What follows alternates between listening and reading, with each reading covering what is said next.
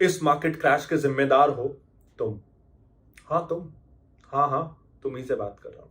नहीं नहीं, आपसे नहीं, मैं तो आईपीओ से बात कर रहा था। क्योंकि कई बार मार्केट जब क्रैश होता है या करेक्ट होता है ना, तो उसके जिम्मेदार आईपीओज भी हो सकते हैं। सुनने में हैरान करने वाला लगता है ना, लेकिन ये सच है। जानते हैं कैसे? नमस्कार दोस्तों, मैं हूं प्रांजल कामरा। शुरू करते हैं फिनोलॉजी और जानते हैं कैसे आईपीओज के कारण कई बार मार्केट करेक्ट हो जाता है।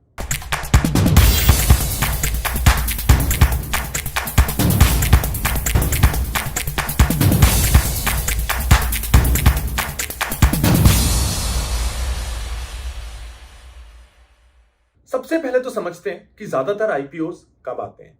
अब ज्यादातर आईपीओस तब आते हैं जब मार्केट बहुत अच्छा कर रहा है, जब मार्केट में बुल रन है, जैसा कि पिछले एक साल में हमने देखा है। इसलिए पिछले एक साल में बहुत सारे आईपीओस आए हैं और उससे भी ज्यादा आईपीओस आने को हैं। तो ये तो क्लियर है। इनफैक्ट इसको आप गूगल भी कर सकते हैं, ये डेटा आपको मिल जाएगा कि हर साल कितने कितने आईपीओस आए, और जिस जिस साल मार्केट ने बहुत अच्छा किया, आईपीओस 4 गुना 5 गुना ज्यादा आते हैं। क्योंकि सबको लगता है कि इस महंगे मार्केट में शेयर्स को महंगे में बेच के कंपनी या प्रमोटर्स ज्यादा फंड्स को कलेक्ट कर ले, तो महंगे मार्केट में ज्यादा आईपीओस आते हैं।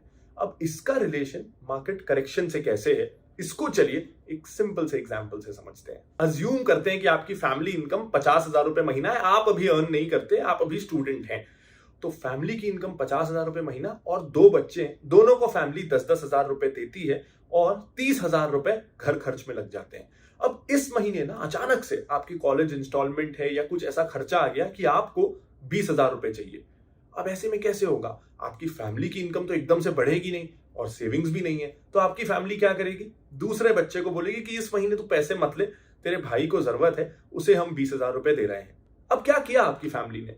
एक जगह से पैसे निकाल के उसी दूसरी जगह लगा दिए जो उनको लगा कि इस महीने ज्यादा जरूरी है, तो पैसे को रीअरेंज किया, रीएलोकेट किया।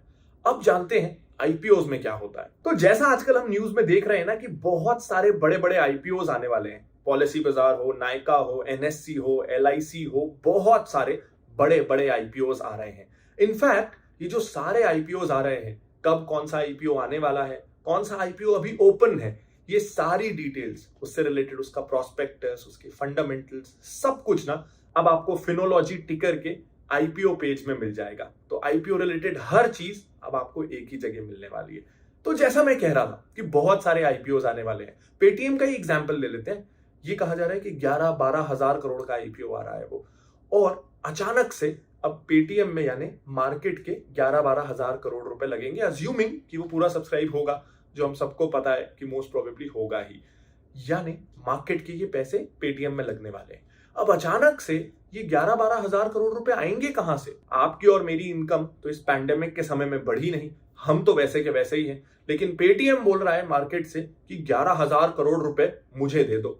अब मार्केट किससे बनता है? हमसे बनता है ना। हम डायरेक्टली स्टॉक्स में पैसा लगाते हैं, इनडायरेक्टली भी हम बैंक्स को पैसा देते हैं, जिसमें से कुछ डायरेक्टली इनडायरेक्टली वो लोग म्यूचुअल फंड्स में लगाते हैं या स्टॉक्स में डायरेक्टली लगाते हैं। हम म्यूचुअल फंड को पैसा देते हैं तो वो हमारा ही पैसा म्यूचुअल फंड लगा रहे हैं। हम यूलिप प्लान खरीदते हैं, हमारा ही पैसा इंश्योरेंस कंपनीज लगा रही हैं। यानी इनडायरेक्टली या डायरेक्टली हम लोगों का पैसा मार्केट में लगता है। अब हमारी इनकम तो बढ़ ही नहीं रही इस पैंडेमिक के समय में, लेकिन पेटीएम बोलता है मुझे 11,000 करोड़ रुपए दे दो। तो हम कहां से देंगे?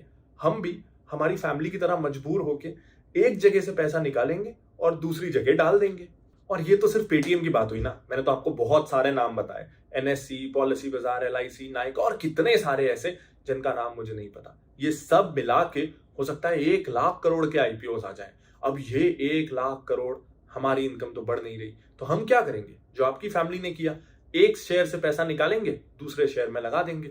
वैसे भी हमको पता है कि आईपीओ की पीआर कर करके कितनी हाइप बनाई जाती है। तो जो पैसे हम शायद रिलायंस में लगाते हैं, अगले महीने की सैलरी का कुछ हिस्सा एचडीएफसी में लगाते हैं, जो कि इंडेक्स स्टॉक्स हैं, जिससे सेंसेक्स और निफ्टी की वैल्यू बढ़ती, जिससे ओवरऑल ये होता कि मार्केट बढ़ रहा है, वहां हम पैसा ना लगा के हम इन नई कंपनीज में लगाएंगे। ये हमको ज्यादा एक्साइटिंग लगेंगे, इसकी ज्यादा हाइप बनेगी, और एग्जिस्टिंग स्टॉक से पैसे निकलेंगे भी और इनमें लगेंगे भी। जब ओवरऑल देश के ज्यादातर इन्वेस्टर्स एक सिंक्रोनाइज्ड टाइम पे एक समय में ये एक्शन कर रहे हैं कि एग्जिस्टिंग शेयर से पैसे निकाल के इन बड़े बड़े नए आईपीओ में पैसा लगाए जा रहे हैं, तो मार्केट से लिक्विडिटी हट जाती है। ये बहुत सिंपल चीज है और ये सिर्फ स्टॉक मार्केट में नहीं, इकोनॉमी के हर एस्पेक्ट पे ये वैलिड है। इसको सिर्फ ऐसे सोच लीजिए ना, मार्केट में आज जैसे अगर हम टोटल कंपनीज का काउंट करें कि जितनी भी बीएससी में लिस्टेड कंपनीज हैं उनका टोटल मार्केट कैप कितना है, यानी उनमें जो पैसा लगा हुआ है उसकी टोटल वैल्यू कितनी है,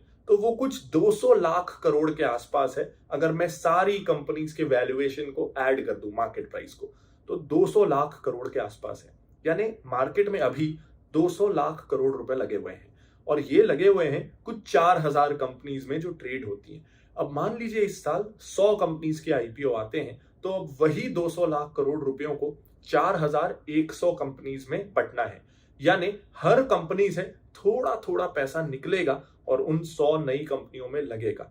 यानी हर कंपनी का शेयर प्राइस थोड़ा थोड़ा गिरेगा, यानी मार्केट थोड़ा सा करेक्ट हो जाएगा। हाँ, अब दिस इज अज्यूमिंग कि जैसे 1 लाख करोड़ के आईपीओ मान लीजिए इस साल आ रहे हैं, तो दिस इज अज्यूमिंग कि 1 लाख करोड़ रुपए का न्यू इन्वेस्टमेंट इस साल मार्केट में नहीं हो पाएगा।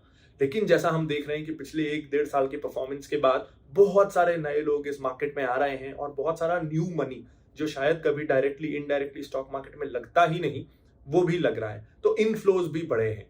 लेकिन अगर मैं ये भी मान लूं कि जो नए आईपीओज आ रहे हैं वो 1 लाख करोड़ के हैं और नया पैसा भी जो आ रहा है, नए इन्वेस्टर्स भी जो आ रहे हैं वो भी 1 लाख करोड़ रुपए ले आएंगे, तो भी आईपीओज मार्केट में एक इम्पैक्ट तो डालते हैं। ये जो नए इन्वेस्टर्स होते हैं ना, ये जो पिछला ट्रैक रिकॉर्ड देख के आ रहे हैं, ये इस उम्मीद में आ रहे हैं कि पिछले 1 साल वाला परफॉर्मेंस अगले 1 साल भी रिपीट होगा। यानी ये बहुत ही वीक हैंड्स हैं, ये स्ट्रॉन्ग हैंड्स नहीं है कि मार्केट 2 साल गिरा भी रहे तो मैं तो लॉन्ग टर्म इन्वेस्टर हूं, मैं तो अच्छी कंपनीज में इन्वेस्ट करने आया हूं। उसमें से ज्यादातर पैसा वीक हैंड्स हैं। यानी अगर 2-4 महीने मार्केट ने जैसा पिछले साल परफॉर्मेंस दिखाया वैसा ना दिखाए तो ये पैसा निकल भी सकता है। तो सोचिए, ये जो 1 लाख करोड़ रुपए हैं इसमें से शायद 50-60 हजार करोड़ रुपए तो आते ही मार्केट में, चाहे नया आईपीओ आ रहा है या नहीं आ रहा, और वो 50-60 हजार करोड़ रुपए एग्जिस्टिंग स्टॉक्स में लगते, जिसके कारण एग्जिस्टिंग स्टॉक्स के बढ़ने का मोमेंटम चलता रहता और मार्केट बढ़ता रहता। हाँ, कुछ पैसा जरूर इसलिए आ रहा है क्योंकि पेटीएम लिस्ट हो रहा है, उनको सिर्फ पेटीएम खरीदना है, जोमैटो लिस्ट हो रहा है, उनको सिर्फ जोमैटो खरीदना है, तो कुछ एडिशनल पैसा आईपीओ के कारण आता है। लेकिन कुछ ऐसा पैसा है जो मार्केट में आता ही, और वो कारण बनता एग्जिस्टिंग स्टॉक्स के बढ़ते रहने का। लेकिन अब क्योंकि ज्यादा स्टॉक्स आ गए हैं तो वो पैसा जो शायद एचडीएफसी बैंक में लगता वो अब पेटीएम में लगेगा। और अगर उनको उस तरह का मोमेंटम ना दिखे, उस तरह की प्राइस ग्रोथ ना दिखे, तो क्योंकि ये नए इन्वेस्टर्स हैं, इनको तेज ग्रोथ चाहिए, ये वो पैसा मार्केट से फिर से निकाल भी लेंगे। तो आज ऐसा जरूर लगता है कि मार्केट में बहुत लिक्विडिटी है, कितने भी आईपीओ आ जाए, नया पैसा इतना आ रहा है, इतने नए इन्वेस्टर्स आ रहे हैं कि सब जायज है। लेकिन हर बुल मार्केट में ना यही सोचा जाता है और इस कारण खूब सारे आईपीओ आ जाते हैं और गड़बड़ हो जाती है। हम खेती किसानी की बात कर लेते हैं। किसी भी फसल का अगर दाम खूब किसी साल बढ़ के मिल जाए तो अगले साल किसान यही सोचते हैं कि वो फसल उगाते हैं, और अगले साल खूब ज्यादा वही फसल उगाई जाती है, जिसके कारण एकदम से आउटपुट ज्यादा हो जाता है और आपको आपकी फसल का सही दाम नहीं मिलता। सेम वही रिपीट हो रहा है स्टॉक मार्केट में भी, हर बुल रन में होता है कि लोगों को दिख रहा है आईपीओ में खूब पैसा कमा रही है कंपनीज, हम भी आईपीओ ले आते हैं, हम भी आईपीओ ले आते हैं, और एकदम से सब खत्म, लिक्विडिटी खत्म, और एकदम से जिस उम्मीद से आईपीओ को लाया गया था वो होना बंद हो जाता है, मार्केट करेक्ट हो जाता है। तो इससे सीख क्या है, इस पे आप क्या एक्शन ले सकते हैं या कैसे केयरफुल रह सकते हैं? मेरे लिए तो ये एक सिग्नल होता है कि जितने ज्यादा आईपीओ आ रहे हैं और जितने बड़े बड़े आईपीओ आ रहे हैं, क्रैश होना हो कोई नहीं जानता, लेकिन करेक्शन थोड़ा ओवर वैल्यू से फेयर वैल्यू तक मार्केट आने की चांसेस बढ़ती जा रही है, तो मैं उतना ज्यादा केयरफुल रहूंगा। मैं मोमेंटम स्टॉक्स में या सिर्फ इस भरोसे कि पिछले कुछ महीनों में ये शेयर ने अच्छा किया है तो आगे भी अच्छा करेगा, ऐसे शेयर्स में पैसे नहीं लगाऊंगा। मैं उन्हीं कंपनियों में पैसे अपने लगा के रखूंगा कि जो 50% करेक्ट हो जाए, जिसका शेयर 50% गिर जाए तो भी कोई दिक्कत नहीं है, मैं नर्वस नहीं होऊंगा, मेरे को उस कंपनी पे पूरा भरोसा है। मैं अपने पैसे को ऐसी सेफ सुरक्षित जगहों पे ही रखूंगा। ये सीख मुझे इन बढ़ते आईपीओ से मिलेगी और इससे मुझे ये क्लू मिलेगा कि मुझे और सेफ्टी की तरफ जाते जाना है। उम्मीद करता हूं ये वीडियो आपको पसंद आया होगा, आपको कुछ नया थॉट प्रोसेस मिला होगा। आप एग्री करें या ना करें, लेकिन तरह तरह से सोचने का तरीका मैं आपको बता सकूं, ये इन वीडियोस का पर्पस है। अगर आप ऐसे ही और इन डेप्थ इन्वेस्टिंग और इन्वेस्टिंग रिलेटेड कंसेप्ट्स को सीखना चाहते हैं तो आप ज्वाइन कर सकते हैं हमारे 1 साल के investing course academy of value investing को, जो हिंदी इंग्लिश दोनों में अवेलेबल है और जिसका लिंक आपको इस वीडियो के डिस्क्रिप्शन में मिल जाएगा। और इतनी सारी जब आज हमने आईपीओ पे बात की है तो ये तो हम सबको पता है कि आईपीओ में अप्लाई करने के लिए चाहिए डीमैट अकाउंट, और डीमैट अकाउंट सिलेक्ट करने के लिए चाहिए फिनोलॉजी सिलेक्ट, जहां आप आके इंडिया के टॉप ब्रोकर्स को कंपेयर करके अपना अकाउंट खोल सकते हैं। और क्योंकि आप एक अच्छी चीज कर रहे हैं, आप इन्वेस्टमेंट शुरू कर रहे हैं, तो सिलेक्ट की तरफ से आपको मिलेंगे 1000 रुपए के रिवॉर्ड्स भी। लिंक आपको डिस्क्रिप्शन में मिल जाएगा। मैं लाता रहूंगा ऐसे और बहुत सारे videos. This is Pranjal Kamra signing off. Bye bye.